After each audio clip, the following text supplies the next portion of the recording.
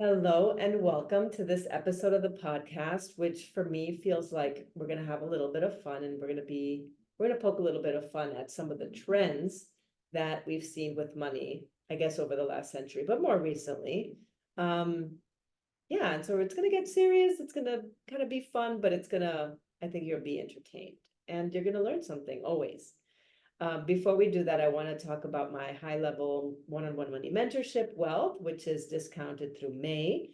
And over 7 sessions together, I'll guide you through a process of, healing money wounds using all the embodiment work that I know, self-relating techniques that you'll be able to do on your own so that you can regulate your money nervous system and reclaim your joy around managing your money and expanding your capacity for increased income. And those sessions go along with a little library of practices ranging from creative work to um, just really practical things and even, spiritual and magical things that you can integrate very easily into your life that is designed also to integrate the work into your body. On top of that, you'll also receive two 90-minute sessions with me. The first one being a financial needs analysis, where we really look at what your income needs are based on your goals and dreams. And the second session is also a 90-minute session designed to basically build a roadmap for you to get to those goals and dreams, like a step-by-step tailored process. So really merging the spiritual embodiment and the practical all together. I don't know anybody else who does this, by the way. But the investment is $2,400 regular price. It's discounted by 25%, so you'd be saving $600. I have a 3 and 6 payment option available. So you can either meet me in my DMs to book, or you can just click the link in the show notes. All right, so let's go on with the 5 worst money approaches.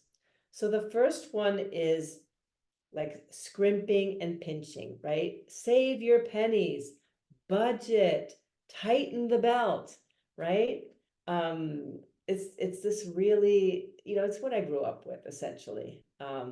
This old school, old way of saving money, and it feels like this hoarding kind of contraction energy around money. And it's really like the foundation of which is scarcity. So it doesn't feel expansive at all. It's definitely contracted. Even like as you pinch pennies, you kind of want to pinch your face too. So what is true for me and what I've learned is that pleasure is the way to expansion. Um, when I think about healing trauma, when I think about how we expand our nervous system, it is through pleasure, because pleasure helps us establish safety. And when we feel safer in our bodies, we are automatically more expansive, we are more grounded, we are better able to integrate and metabolize whatever is moving through our system, right? It kind of speeds up the process of the trauma metabolics, like healing metabolics. So, and when I say pleasure, it can be very, very simple things.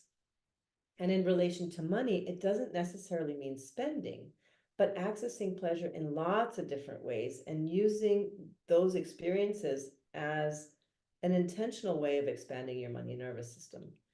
For example, pleasure for me can be taking a walk in the morning, like regulating your system, looking at beautiful trees outside, or going for a hike, or it can be like having a cup of tea in the morning. Like whatever it is for you, it's going to be different for everybody, but whatever it is for you is going to work for your system, right? Because it's going to give you the maximum pleasure. What is pleasurable for one person is not pleasurable for another, right? So it's very personal. And when I was doing this very intentionally, I know it was the fall of 2020, and a tree had just fallen on my house. So I was moving from one Airbnb to another, bouncing around and looking for a more permanent place to stay while my house got fixed. And one of the places that we stayed at was really close to the downtown where I live. And we took one day, I think it was after school, to walk. No, it was not after school because school was remote. We took a walk downtown from the apartment, and we went just kind of spontaneously to eat ice cream. And I can't have ice cream because it's dairy and sugar, but just the walk, just being with my kids and just deciding that we were going to treat ourselves just felt so luxurious. And then we sat in a park and enjoyed it and chatted, and that just like it gave me so much pleasure to do something that at the moment felt like it couldn't be done because we had to have masks on and we had to be careful, but we were still kind of expanding into the world, and we were spending time together, and my heart was so happy. So it can be something very simple like that. Um, and that most of the pleasure work that I did was, in the confines of the pandemic, because that's what was available to me. So most of the work that I did was on expansion, was really movement based and nature based. So it doesn't need to involve money. All right, moving on to, you know, the second worst money approach, and that is the universe will provide. If, there's different versions of it, of course, but one of them is, if you are in pleasure, the universe will provide, right? So it's connected to pleasure. There's been a lot of spiritual bypass in the pleasure-based movement. So it needs to come after the pleasure piece, right? So just being in your pleasure, just leaning back and being in your pleasure, the money will just come. You will be in your receptive energy, you will be in your feminine flow, and it'll all just happen. Um, but yes, and note, I have been guilty of this one. And the truth is, like I need to be really honest with you. I've never known the universe not to provide. Okay. So on the one hand, it is totally true. I've been in some like gnarly financial situations where like shit just aligned and came in at the right time. And I'm just like, oh my God, like literally, oh my God, you're amazing. Thank you.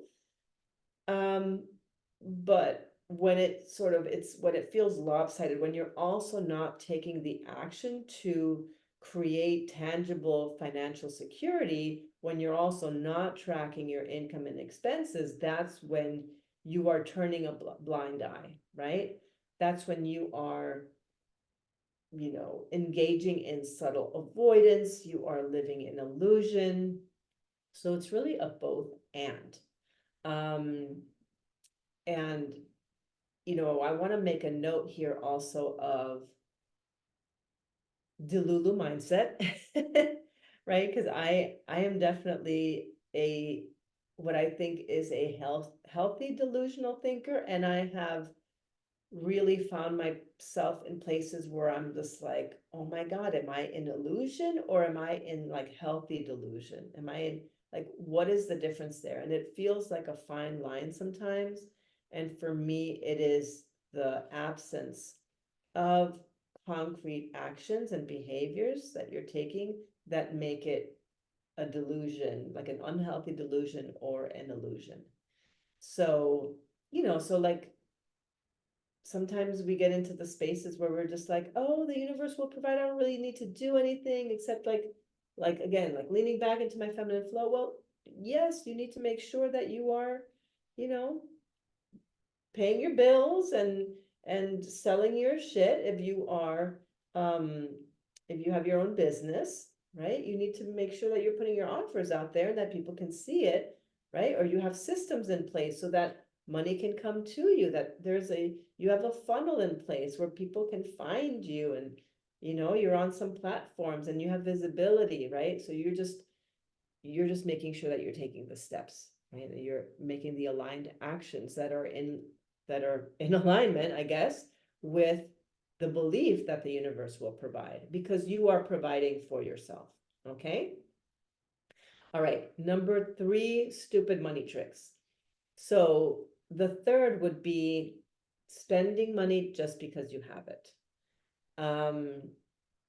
And this is kind of like the balance point between the first one of pinching pennies. So I am not suggesting you pinch pennies, and I'm not suggesting that you spend because you have it to spend. Of course, everyone is allowed to do whatever they want, but I have to confess that as someone with OCD and who was like, grew up in a very like in a situation where I had to be resourceful in a lot of different ways. Like waste drives me freaking crazy. It drives me crazy. So I don't like food waste. I don't like any kind of waste. So I feel like what I want to and what I support people moving towards is having a devotional relationship with their resources, with the resources that they have. Like I am part of a um, food distribution group, or I am the recipient of the blessings of a food distribution group. And when I receive this free food, essentially, I'm just like, I feel so blessed. And I'm just like, I want to take care of that food. I want to cook it with care, right? It's just everything. I want to treat it with preciousness and with reverence. And and that's kind of how I try to live my life as much as possible, is really giving all of the resources I have, whether they're my clothing or my food or just like my blessings, I want to give them love and attention. And, I'm also as an OCD person, I'm, who hates waste, I'm also very judicious and discerning about what I do with my resources, right? So it's like devotion, it's discernment, it is judiciousness or mindfulness. You want to treat the things with care, and not just be like, oh, well, this is a piece of plastic, I don't need it anymore, or like this phone doesn't work anymore, I'm just going to buy a new one. I think that we need to shift from either this wastefulness or this like this the scarcity, and the wastefulness is like the way that it comes together and balances out for me is in this discernment, is in this judiciousness. And the way that I experience and the way that I help people understand it is that, when you have boundaries, you learn to manage your energy. You're not scattering your energy in all these different places. You're judicious about who you spend time with, about who you're vulnerable with, who you get into relationships or partnerships with, right? You are discerning about how you manage your energy. And in the same way, because money is an extension of your energy, you want to be doing the same with your cash. So the same way that I protect my boundaries and my energy is the same way that I protect my cash flow. So, the point here is to steward in alignment with your values, right? So I don't spend money on things that I don't believe in. Sometimes I have to, like I just this morning, I spent money on fixing my tire because there was a nail in it. I had a flat tire. Fine, right? Those are things that can't be helped. I'd rather not spend that money, but the emergency came up and I had to deal with it. Fine. But when my kids want to buy junk or junk food or junk plastic things, I'm just like, I don't want to spend my money on that. That's not where I want my attention and my energy to go. And I don't want to support that with my money. And so I want to just bring in, okay, this is a serious piece we're going to bring in now. I do want to talk about the recession for a minute because nobody's talking about it. And in a way, I'm not talking about it because nobody's talking about it, but I feel like I need to talk about it. Um, it's like this silent recession. On the one side, you're hearing economists say everything's fine, but people are feeling it at the grocery store. They're feeling it when they pay their rents. And I see a lot of people spending like we're not in a recession. And just to be very clear with the numbers, food prices have gone up 3.1% in 1 year between 2023 and 2024. And it's jumped by 24% a whole quarter, almost a whole quarter, in the last 4 years, basically since COVID. And of course, they're tying it to labor shortages due to the pandemic, ongoing chain supply disruption, droughts, avian flu. But you don't hear a lot of people talking about it. And there's a part of me that thinks, it's kind of bullshit. It feels kind of bullshitty. So as I experience it and as I see other people experience it, I feel like we're not talking about it because there's not much we can do about it because we need food to survive, right? So we adjust. We end up, spending like it's a luxury. And I've adjusted some of my grocery buying behavior. I don't, I spend less time and money at Costco or at Whole Foods, and I spend more time at Aldi's or whatever. But there are adjustments that need to be made in situations like this, right? Like we can still be expansive in an economic contraction, but we can be expansive in different ways, right? So I feel like that the not changing your behavior when we're in a, not everybody has to, again, you get to do with your money but what you want, but I feel like I want to invite you to be mindful and aware. Awareness is really the invitation here. So the fourth stupid money money advice or trend is to change your money mindset. So this is what you see predominantly out in the online space is money mindset, focused on thoughts and how thoughts influence behavior. And money mindset ignores, first of all, systemic inequities. It ignores how some people grow up in environments where they don't see people who look like them thriving, right? So it's not a matter of mindset. It's like a whole freaking life experience, and that you have to really embody something that you've never even witnessed except for maybe on television, right? But that you have not experienced in real life. So that's a big leap to make. And it's not going to happen just with mindset. That is a whole becoming identity process that needs to happen. Money mindset and focus on money mindset also ignores trauma, which of course ignores the body, right? There is so much that we hold in our bodies that is related to psychic imprints, to be totally woo about it.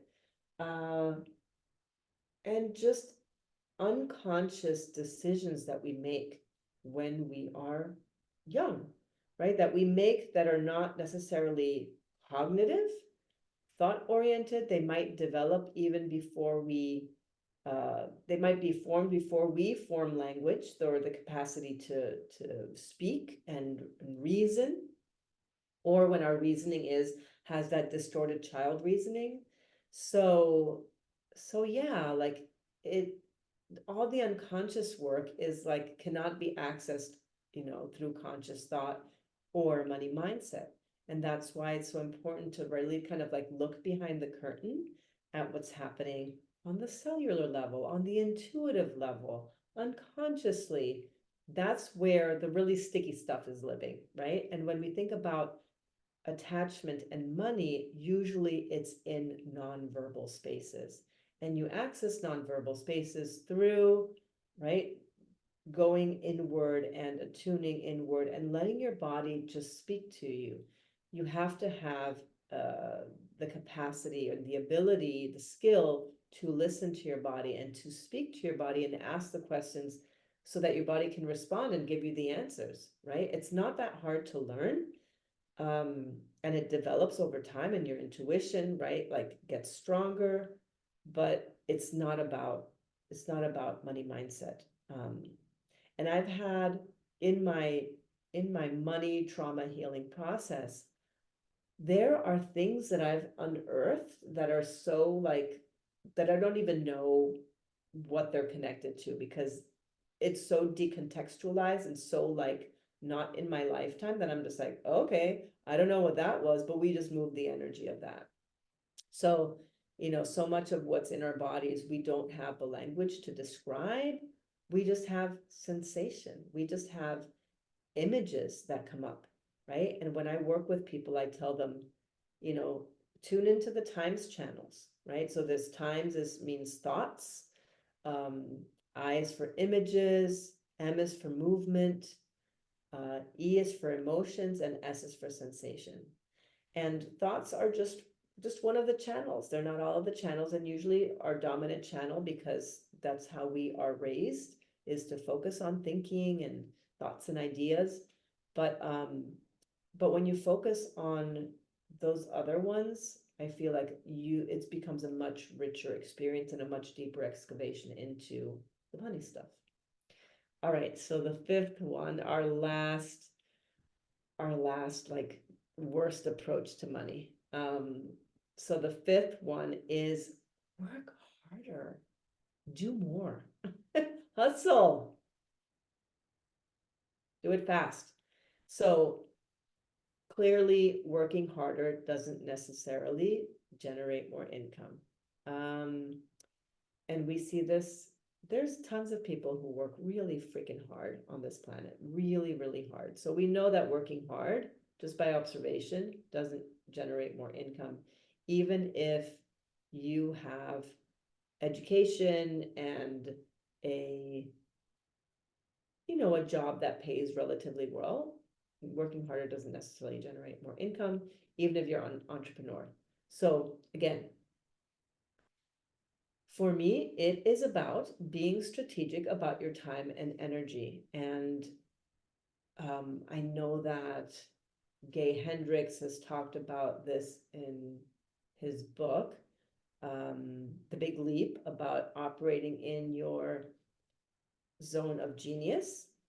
And I know that we are, in different stages of your business. You can't always operate in your zone of genius. It is quite a privilege to do so. And sometimes there are times when you're going to be doing things that you don't like to do, like, oh, I'm going to, upload this to YouTube and I'm going to send a link and I'm going to, right? We'd rather have somebody else do that because we can do that. We have the skills to do that, but it's not time efficient. It's not energy efficient.